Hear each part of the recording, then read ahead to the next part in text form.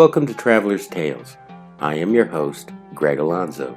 Today I will be your guide through history as we take a look at this special edition of The Rise and Fall of the Kievan Rus. Before we begin, just a quick reminder that we post new videos every Tuesday and Friday. Don't forget to hit the little bell icon to be notified each time we post new videos. Moving right along, mythology tells us one thing, while archaeology tells us another. Let's begin with the name. In Old East Slavic, Kievan Rus roughly translates as the land of the Rus. Prior to the emergence of the Kievan Rus in the 9th century of the Common Era, the lands between the Baltic Sea and the Black Sea were primarily populated by Eastern Slavic tribes. These tribes included such groups as the Ilmen, Krivichi, the Chud, the Poliane, the Drevliane, the Severiane, and the Vyatichi. However, there is a counter-argument that these tribes were not Slavs. They were Norse people who quickly assimilated into the Slavic culture. While the Varangians were most definitely Norse traders, it can be argued that the Rus were indeed Slavic peoples.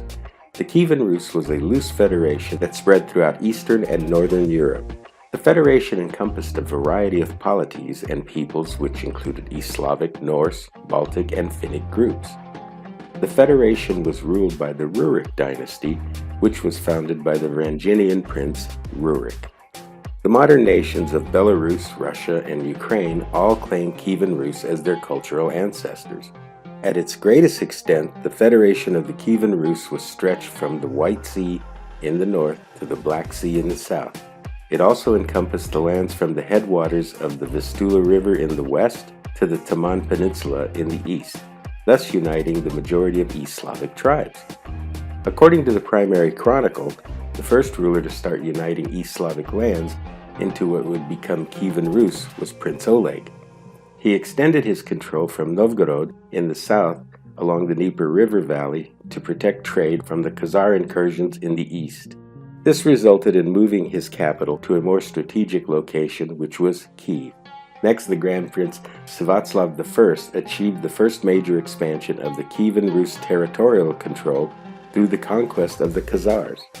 He was succeeded by Vladimir the Great, who introduced Christianity with his own baptism. He followed by extending a decree to all those inhabiting the realm to follow his conversion. However, it was under the rule of Yaroslav the Wise that the Kievan Rus reached its greatest extent.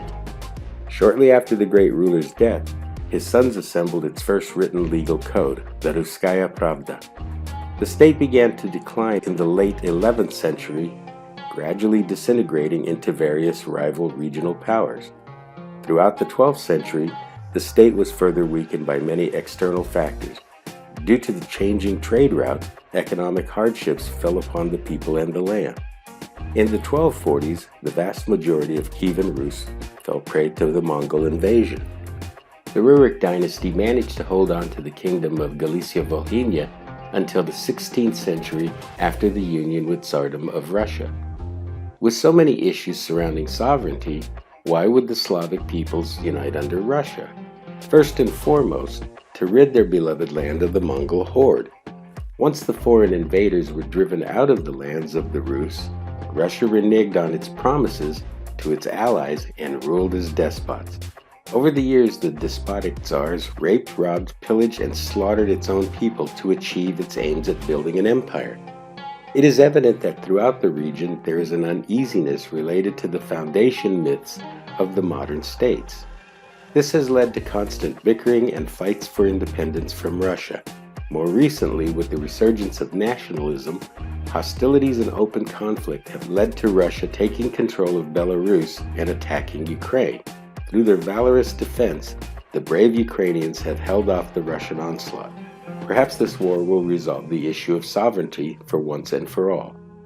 This brings us to the end of this special edition of The Rise and Fall of the Kievan Rus.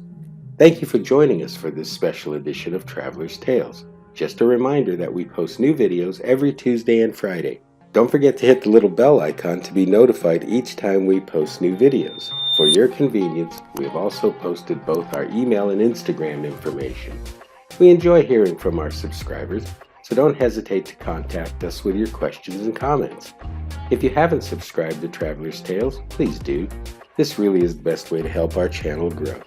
Traveler's Tales will return with another special edition, which we plan to post every Wednesday. Until we meet again at the crossroads of folklore and fact, Slava Ukraini.